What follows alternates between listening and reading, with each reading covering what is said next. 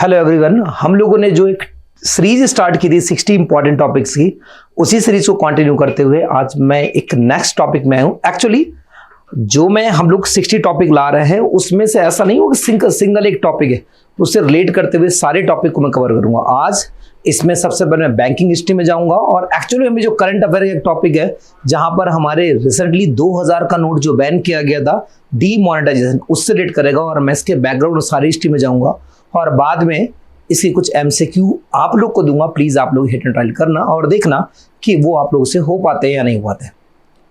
आगे बढ़ने से पहले मैं बता दूं, मैं हूं संदीप और क्लैट प्रेप के इस डिजिटल प्लेटफॉर्म में आपका वेलकम करता हूं। हम लोग सबसे पहले जाएंगे कि बैंकिंग हिस्ट्री स्टार्ट कैसे हुई। प्लीज एक बात का बस अभी रिमाइंड करना, उसको मैं बाद में रिलेट करूंगा कि जो हमारी बैंकिंग हिस्ट्री है वो कुछ इस तरह से डिवाइड रहेगी। मैं एक टाइमलाइन बना रहा हूं, प्लीज इस टाइमलाइन को जरूर दिमाग में रखना, तब जाके पूरी हिस्ट्री पढ़ना। यहां से मैंने एक ईयर लिखा 1947।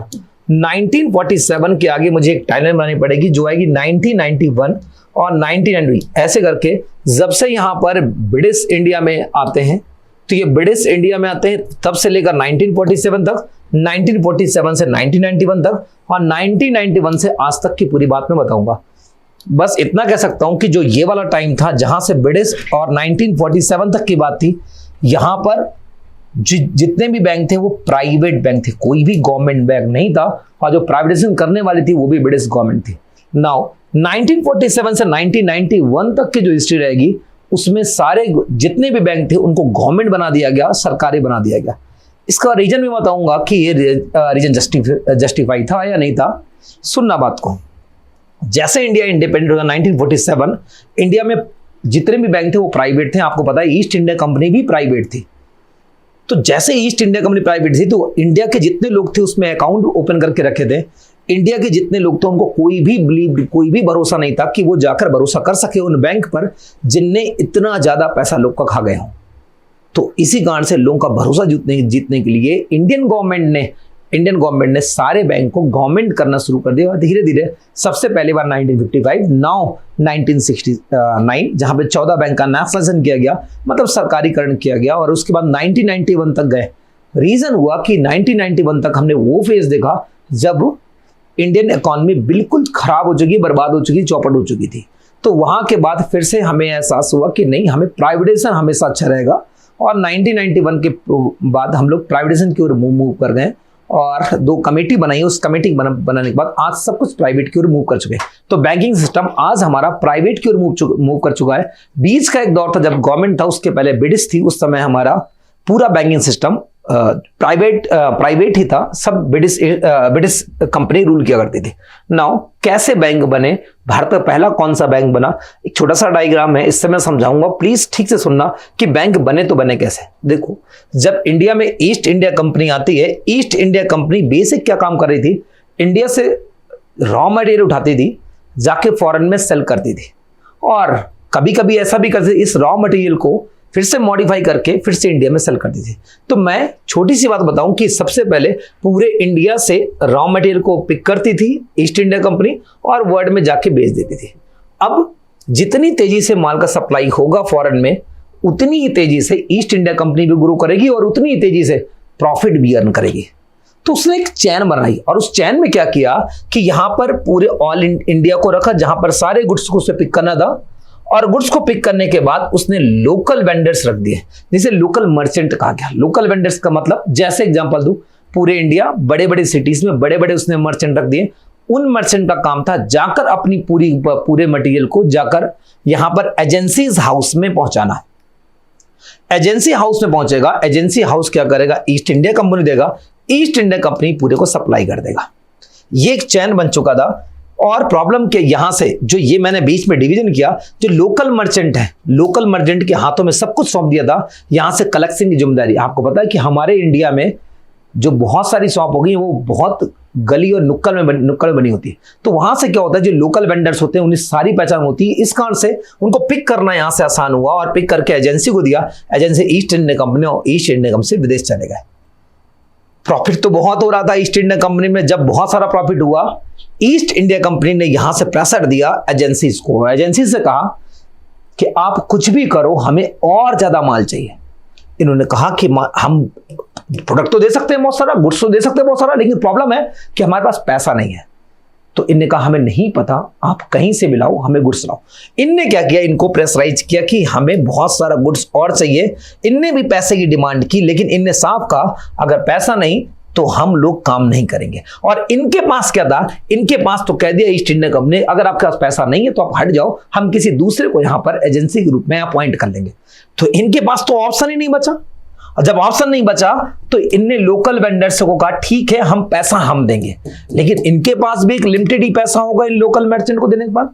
लोकल मर्चेंट ने पैसा दिया, लोकल वेंडर्स जो हमारे गुड्स को बेचते हैं, तो ऐसे करके इनने ज्यादा गुड्स बेच दिए इनको, इनने ज्यादा गुड्स इनको एजेंसी को पहुंचे और एजेंसी से ज्यादा गुड्स पहुंचे ईस्ट इंडिया कंपनी के पास, और ऐसे पूरे वर्ल्ड में जाना डिस्ट्रीब्यूट होना शुरू हो गया।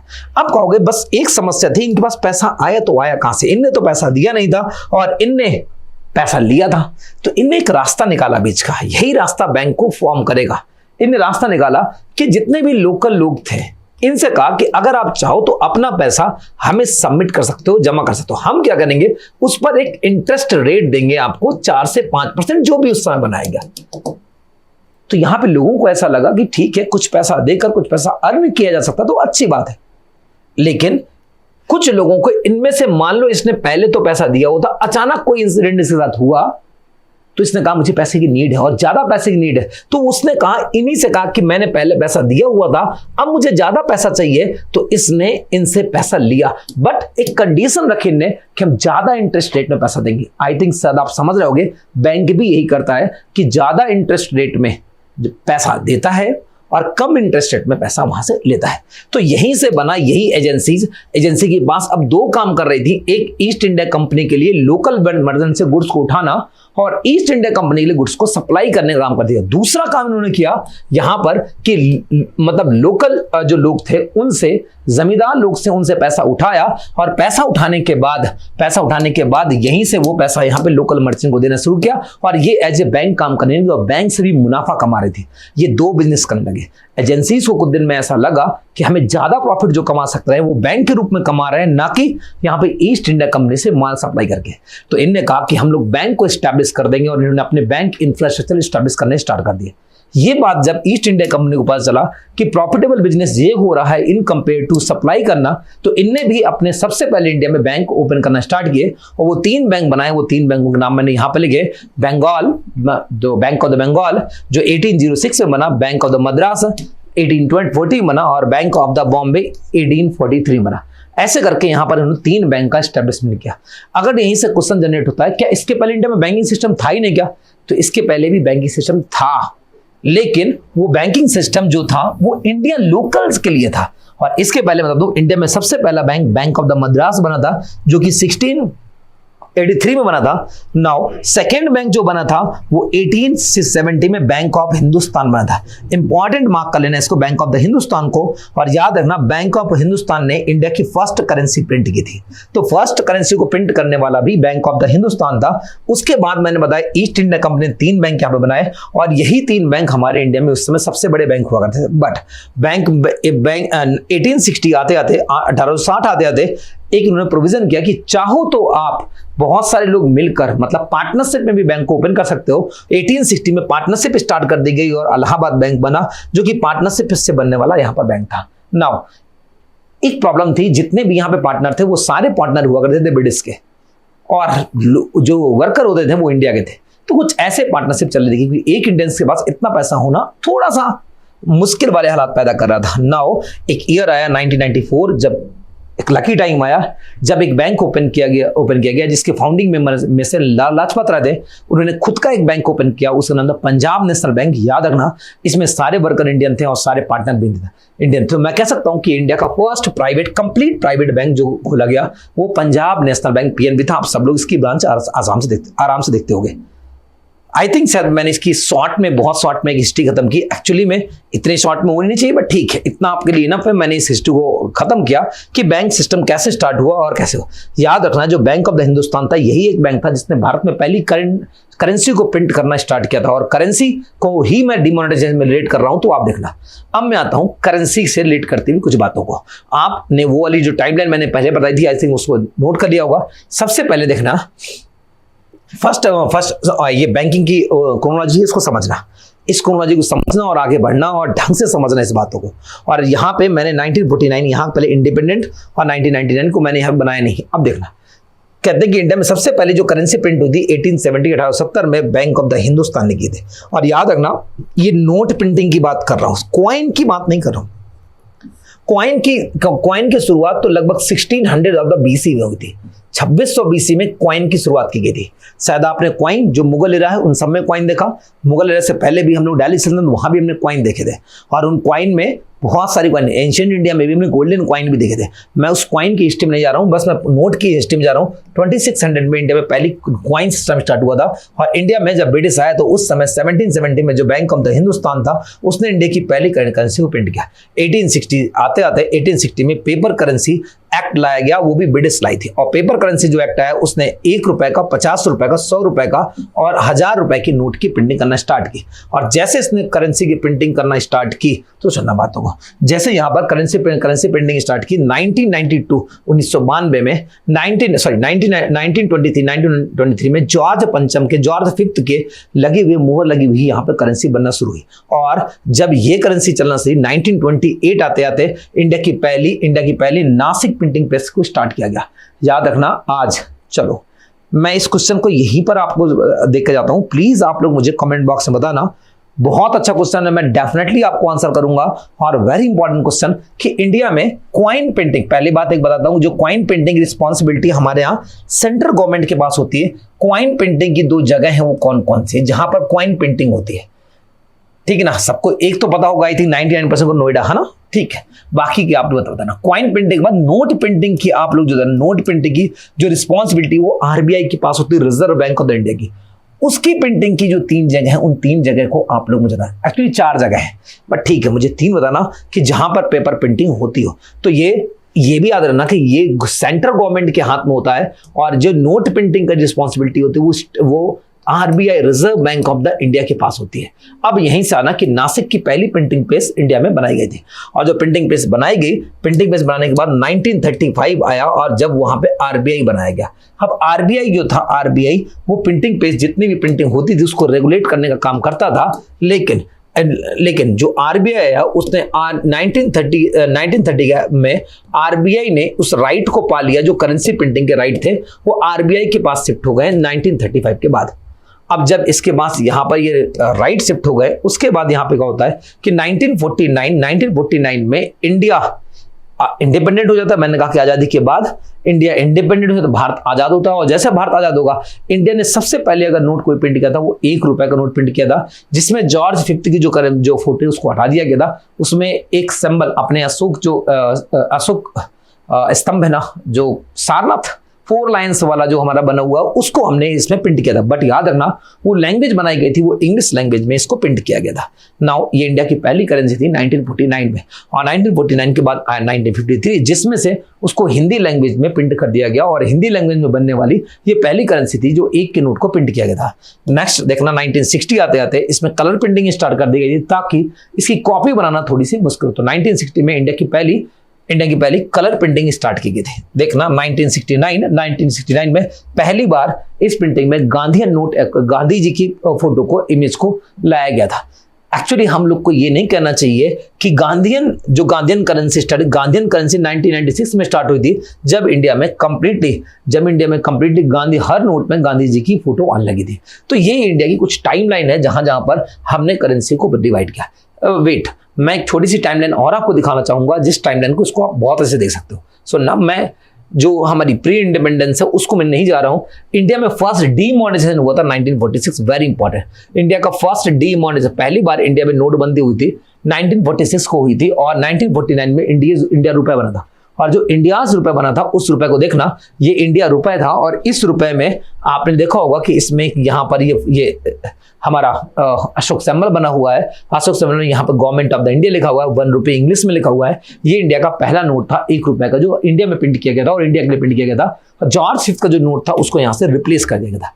नाउ पहली बार ऐसा हुआ था जब हमारे यहाँ इस साल 10,000 का नोट भी प्रिंट हुआ था। तो ये 10,000 का नोट भी 1949 में प्रिंट हुआ था। ये 5000 का नोट है जो प्रिंट हुआ था। तो ये भी याद रखना कि इंडिया की हाईएस्ट सबसे बड़ी करेंसी आज तक 10,000 की नोट रही है, जो कि 1949 में प्रिंट हुई थी। नाउ 1953 आते आते जब मैंने बताया कि लैंग्वेज हिंदी में आ गया और यहाँ पे लिखा है 100 रुपए, तो हिंदी प्रिंटिंग वहां पे स्टार्ट कर दी गई थी। नेक्स्ट देखना 1960 आते तो मैंने कलरफुल प्रिंटिंग को देखा, तो ये कलरफुल 1 रुपए लिखा हुआ बीच में ऊपर भारत सरकार गवर्नमेंट ऑफ द इंडिया, जो 1 रुपए के कॉइन को यहाँ पर स्टार्ट, 1 रुपए के नॉट कॉइन दर्शन करेंसी को स्टार्ट किया। 1969 में गांधी एंड बेंजी, दो गांधी जी की बैठी हुई इमेज बनी हुई थी, मतलब गांधी जी बैठे हुए, जो इस समय स्माइलिंग इमेज आती है वो स्माइलिंग इमेज नहीं थी उस समय, बस बैठी हुई एक इमेज बनाई गई थी। तो पहली बार केवल एक 5 रुपए में ही गांधी जी की करेंसी को लाया गया था। नाउ 1996 आते आते पूरी सीरीज देखिए, ये नोट सबने देखा होगा, आई थिंक जितने लोग अभी इस जनरेशन में हो सबने नोट देखा होगा, जहां पे गांधी जी की करेंसी छपी हुई है और गांधी जी की सारे इमेज में गांधी जी आ रहे थे। तो ये गांधी ने, अब उसके बाद आपको बता दूं यहाँ पर कि 2000 में, यहाँ पे नहीं लिखा हुआ, 2000 में इंडिया में पहली बार 1000 के नोट की प्रिंटिंग स्टार्ट हुई। तो 1000 का नोट इंडिया में लाया गया, और इसके पहले जो नोट था वो भी इसके पहले वो 1996 से लाया गया था 500 का नोट। तो 2000 में 1000 के नोट की प्रिंटिंग स्टार्ट हुई। बाद में सबको पता है कि डेट आई 2016, और जहां पे 2016 में सारी करेंसी को डीमोनेटाइज कर दिया गया, बंद कर दिया गया। बंद करने के बाद एक नई करेंसी आई जिसे पॉकेट करेंसी भी कहा जाता है। पॉकेट करेंसी मतलब आपने देखा होगा साइज जो था वो नोट का थोड़ा सा छोटा हो चुका था, तो साइज छोटा जो था वो करेंसी आई, और इस दिन याद रखना पूरी इंडिया में सारी करेंसी बंद की। इंडिया का कहा जाए पहले डीमोनेटाइजेशन तो कब हुआ था, 1946 में हुआ था। दूसरा डीमोनेटाइजेशन हुआ था 1978 में। याद रखना इसमें जो डेट दी गई थी करेंसी को बदलने की 3 दिन की दी गई थी, और इस समय Indian prime minister was Morarji Desai थे। तो मोरारजी देसाई ने इंडिया की दूसरी नोटबंदी की थी। नाउ थर्ड टाइम जो किया गया था वो 2016 में इंडियन प्राइम मिनिस्टर उस समय आपको सबको पता है नरेंद्र मोदी जी थे, जिन्होंने 8 नवंबर को यहाँ पर नोटबंदी की थी। अब यहाँ पे 2000 और जब यहाँ पर 2000 वेट एक बात को गौर करना, 2000 यहाँ पे 1000 का नोट, 500 का नोट और all currency of the note बंद कर दिए गए थे। 78% ऑफ द करेंसी इंडिया की बंद कर दी गई थी। एक सिक्योर कॉइन उस समय एप्लीकेबल चल रहे थे। तो कहा गया कि एक साथ अगर नोटबंदी कभी की गई हो तो वो साल 2016 था। यहाँ पर कुछ सीरीज ऑफ द नोट यहाँ पे बंद किए गए थे, सभी करेंसीज को यहाँ पर बंद नहीं किया गया था। 2016 की जो सीरीज आई उस सीरीज में अब हुआ क्या, तो एक छोटा सा सिंबल है। कभी कभी एग्जाम में एक पूछ लेते हैं कि ऐसा कि 10 के नोट में क्या बना हुआ, तो 10 के नोट को आप लोग जरा देखना। पॉकेट करेंसी छोटी करेंसी है, उसमें यहाँ पे कोणार्क का सन टेम्पल का सिंबल बना हुआ है, वो सर्किल साइप शेप का बना है, कुछ इस तरह से बना हुआ, आप देखना तो इस शेप का बना है, वो 10 की प्रिंटिंग थी। इसके बाद 20 रुपए उसमें एलोरा केव के जो केव बने हुए गुफा बनी है उनके बारे में दिखाया गया। 50 में जो हम्पी की वर्त दिखाई गई, हम्पी की गुफाएं दिखाई गई हैं, और 100 रुपए में यहाँ रानी का भाव दिखाया गया जो कि गुजरात में लोकेटेड है। तो इसको भी आप लोग नोट करना। 100 जो 500 रुपए है उसमें सांची दिखाया गया है, और सॉरी 500 में सांची दिखाया गया है, इतना वैसा करना। और जो यहाँ पर 2000 का नोट था, 2000 का नोट था जो अब बंद कर दिया गया है।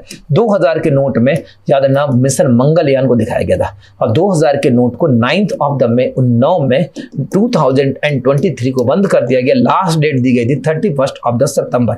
इसको अब एक्सटेंड कर दिया गया है, और इसको अब करेंसी को लीगलाइज करेंसी नहीं है, डीमोनेटाइजेशन नहीं कहूंगा इसको, लीगलाइज करेंसी, एक सिंगल सीरीज ऑफ करेंसी को बैन किया गया है। तो वो थी 2000 की पूरी प्रिंटिंग को अब इंडिया में बैन लगा दिया गया है। बात समझे, नोट जो भी है वो प्रिंटिंग का काम कौन करता है, तो वो हमेशा प्रिंटिंग का काम कौन करेगा, तो यही करते हैं प्रिंटिंग का कौन, जो हमारी आरबीआई है वो प्रिंटिंग काम करती है। ठीक है ना। मैं एक जो केस है उस केस को बता देता हूं कि अभी हुआ क्या था। जब नोटबंदी हुई, उस नोटबंदी में कौन सा जो हमारा डीमोनेटाइजेशन हुआ था आपका 8 नवंबर 2016 में, उसके लिए केस फाइल किया गया। यहाँ पर 5 जजेस की यहाँ पर बेंच बैठी। 5 जजेस की जब बेंच बैठी तो वहां पर 5 जज थे यहाँ पर, जिसको लीड कर रहे थे S.A. नजीर। और S.A. नजीर का रिटायरमेंट होने वाला, ये मैं 2023 की बात बता रहा हूँ, इनका रिटायरमेंट उससे पहले ही जजमेंट आना था। और अदर जो जज थे वो B.R. गौरवी थे, और इसमें B. नागरत्नम, A.S. बोपन्ना और V. रामा सुब्रमण्यम। तो ये क्या थे, इनके 5 जज थे, जो 5 जज उस बेंच में बैठे हुए थे। लीड इन्होंने किया। याद रखना जो वर्डिक्ट आया 4:1 से आया, और जो 1 थे जो अपोज में कर रही थी वो उन्होंने कहा कि नोटबंदी गलत था, वो थी B.V. नागरत्नम। शायद B.V. नागरत्नम के बारे में पढ़ा हो कि ये इंडिया की पहली सुप्रीम कोर्ट की first female chief justice of India बनेगी, जो कि 2027 में बनेंगी। देखा जाएगा जब बनेंगी तो उस समय हम लोग देखेंगे। और जो ये केस चला उस केस में कुछ बातें निकल के आई, यहाँ पर सुनना। जो यहाँ पर इन्होंने कहा कि एक बात, कि जब भी नोटबंदी होती है उसकी शुरुआत कौन करता है, तो कहा जाता है कि नोटबंदी की शुरुआत हमेशा आरबीआई करती है। बट इस केस में ऐसा देखने को मिला कि इसकी नोटबंदी की शुरुआत आरबीआई ने की थी। बस इस कारण से यहां पे बात आई। दूसरी बात आई, क्या नोटबंदी में सारी सीरीज को बंद किया सकता है क्या, तो उसमें बैठ रहा है। 4 लोगों ने कहा बंद किया जाता है, एक ने कहा कि इस सीरीज को एक साथ बंद नहीं किया जाता है, ठीक है ना। इस कारण से ऐसा कहा गया। याद रखना, इन्होंने बताया कि इसके पहले भी जो नोटबंदी हुई थी, लेकिन इन्होंने यहाँ पे जो फेवर में थे उन्होंने कहा कि उसमें तो केवल 3 दिन का टाइम दिया गया। जो अभी जो नोटबंदी हुई थी उसमें 52 दिन का टाइम दिया गया था। तो ऐसे कहा जाए कि करेंसी को बैन करना इलीगल नहीं है। अब तो वर्डिक्ट भी आ चुका, तो हम लोग यही कहेंगे कि इस समय जो नोट बंदी करना वो कभी कहीं से भी इलीगल समझ में नहीं आता। आप अक्सर पर्पस क्या था बंद करने का, तो इनका पर्पस था मेन कि हमारे यहाँ पे जितना भी फेक करेंसी हो उसको खत्म करना, और दूसरी बात जो क्राइम हो रहा है उस क्राइम को कम करना, वही इनका मेन पर्पस था। उसी पर्पस से लाया गया। और याद रखना, इसमें से अप्रॉक्स कितनी, इसमें लगभग 15.828 कितना 15% जो करेंसी थी, लाख करोड़ जो करेंसी थी, वो करेंसी पूरी रिटर्न हो गई थी। तो लगभग 99% जो करेंसी वो रिटर्न हो गई थी। तो आगे जो पर्पस था उस पर्पस को सॉल्व करने में थोड़ा सा कैपेबल नहीं था डिमोनेटाइजेशन, ठीक है। तो ऐसे कहा जाए तो बहुत सारे स्टेप लिए जाते हैं, लेकिन ये स्टेप एक मैं आपको टाइमलाइन दिखाना चाहूंगा। मैं इसी क्वेश्चन में टाइमलाइन दिखा देता हूँ। उस टाइमलाइन को देखना और खत्म करना और इस लेक्चर को, और ये क्वेश्चन मैं आप लोग के दूंगा, आप स्क्रीनशॉट करते जाना। मैं सारे करेंसी को इनको दिखा दूंगा और आप प्लीज एक देखो। मैंने फिर से टाइमलाइन बनाई और टाइमलाइन को देखना। मैंने कहा कि सबसे पहले आपने पढ़ा था कि यहाँ पर सबसे पहले हिंदुस्तान बैंक ने इंडिया में करेंसी प्रिंट की थी। करेंसी प्रिंट करने के बाद 3 बैंक यहाँ पर बनाए गए थे। 3 बैंक जो बनाए गए थे आपने नाम देखे थे, तो जो बंगाल था, मद्रास था और बॉम्बे था। मद्रास था और बॉम्बे बैंक बनाए गए थे। ये 3 बैंक बने। 3 बैंक बन 1860 आया, 1860 आया और 1860 में याद है ना privatisation of the bank start कर दिया गया था। और 1860 के बाद 1890 आया। उस समय PNB, Punjab national bank, India का एक बैंक बना। और प्रॉब्लम क्या था कि ये सब बैंक जब वर्ल्ड वॉर 1 आया, मैं यहाँ पर लेता हूँ वर्ल्ड वॉर 1 आया, तो वर्ल्ड वॉर 1 में इन सब बैंकों के बैंक बंद होने लगे। बंद क्यों लगे कि याद रखना, वर्ल्ड में फाइनेंशियल क्राइसिस आ चुकी थी। फाइनेंशियल क्राइसिस आने के कारण यहाँ पर प्रॉब्लम आई कि सबके पास पैसे नहीं थे। जब पैसे नहीं थे बहुत सारे बैंक बंद होने लगे। जब वर्ल्ड वॉर खत्म हुआ तो देखा गया कि भारत में क्या पूरी दुनिया में 50% से भी ज्यादा बैंक बंद हो चुके थे। तब यहाँ पे सर्वाइव करने के लिए मर्जन सबसे अच्छा रास्ता निकला कि सब बैंकों को मर्ज हो जाओ। मर्ज होने में क्या होता है, एक इंफ्रास्ट्रक्चर 3 बैंक को काम आता है, एक एम्प्लॉय 3 एम्प्लॉय के बराबर काम करता है, थोड़ा सा पैसा मेंटेन होता है। तो यहीं पर कहा गया 1921 में इन तीनों बैंक का मर्जन कर दिया गया और इसी को बोला गया इंपीरियल बैंक। आइए हम लिखता हूं, imperial bank of the India. Imperial bank of the India. उसके बाद 1921 थोड़ी सी कंडीशन सब में सुधरी और कंडीशन सुधरने के बाद आगे बढ़ते गए 1929 का दौर आया। और 1929 में आपको पता होगा कि ग्रेट डिप्रेशन आया। और जैसे ग्रेट डिप्रेशन आया तो दुनिया की सारी इकोनॉमी बर्बाद हो चुकी थी। उसी में से फिर से बैंक वहां पे बर्बाद होना शुरू कर गए। बर्बाद क्यों हो रहे थे, कहा जा रहा है कि ये अपने SLR और CRR जो कि हमारी मॉनेटरी पॉलिसी का हिस्सा बनता है, जो कि मैं यहाँ समझा नहीं रहा हूँ, बस जस्ट बता रहा हूँ कि मॉनेटरी पॉलिसी का हिस्सा बनता है, वो मेंटेन नहीं किया। जब मेंटेन नहीं किया गया तो सारे यहाँ पर बंद होना अपने आप स्टार्ट हो गए। जब सारे बंद होने लगे तो फिर से क्या किया गया, इसको रेगुलेट करने के लिए कि CRR और SLR को मेंटेन किया जाए। 1935 में इंडिया में RBI बनाया गया ताकि इन सारे बैंक को रेगुलेट किया जाए। याद रखना RBI एक प्राइवेट ब्रांच हुआ करती थी, ना कि सरकारी हुआ करती थी। नाउ RBI यहाँ पे बना। आपको पता है कि फिर से सेकेंड वर्ल्ड वॉर आ गया और सेकेंड वर्ल्ड वॉर आने के कारण फिर से सब इकोनॉमी पूरी चौपट होने लगी। उसी समय 2 साल बाद इंडिया इंडिपेंडेंट हो गया।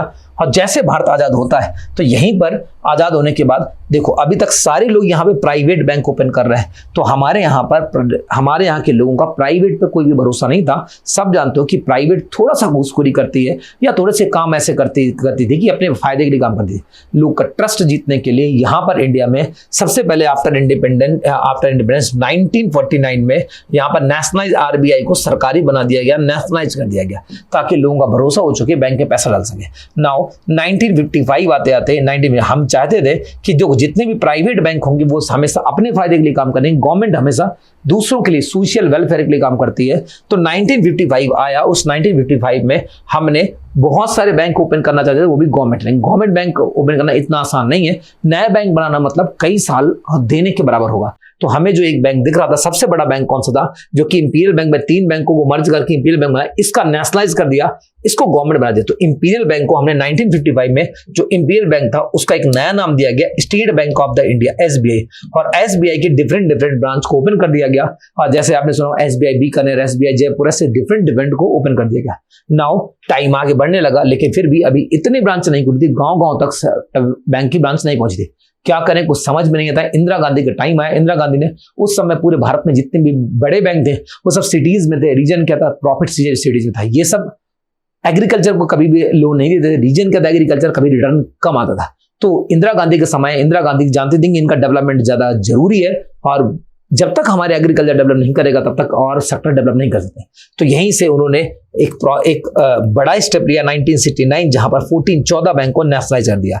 14 बैंक का नेशनलाइज किया। नेशनलाइजेशन का मतलब होता है कि सरकारी बना दिया। आगे बढ़ते गए एक दौर आया 1991-1992 का, जिस समय इंडिया में फाइनेंशियल क्राइसिस आई। क्या होता है ना कि सर, अगर वेलफेयर के काम करोगे ना तो रिटर्न बहुत कमाने के चांसेस रहते हैं। जब रिटर्न नहीं आएगा, पैसा वापस नहीं आएगा, तो काम कैसे चलेगा, चल ही नहीं सकता ना काम।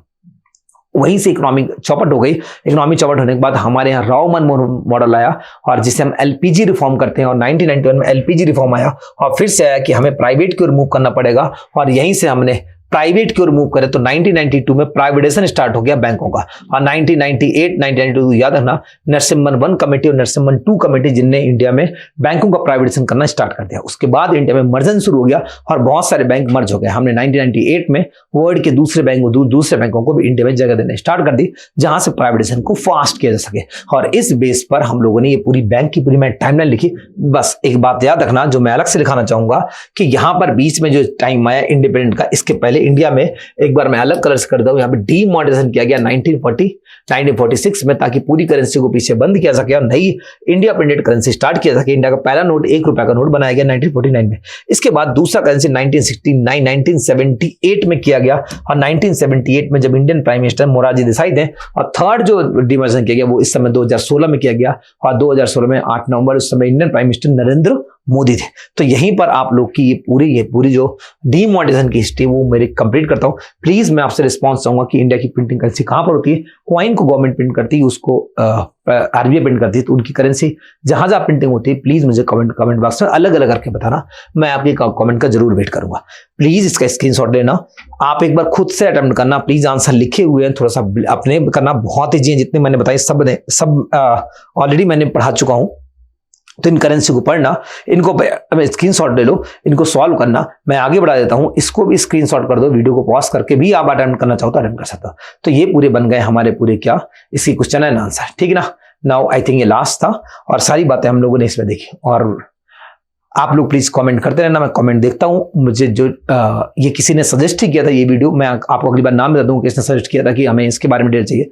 मैं धीरे धीरे सारे वीडियो लाऊंगा। शायद अगला वीडियो मेरा जो होगा वो हम लोग बात करेंगे जितने भी इंडिया में अभी 2023 में जितने भी बिल आए हैं या एक्ट आए हैं, मैं उन पे फोकस करने की कोशिश करूंगा। मिलेंगे नेक्स्ट वीडियो में। Thank you so much.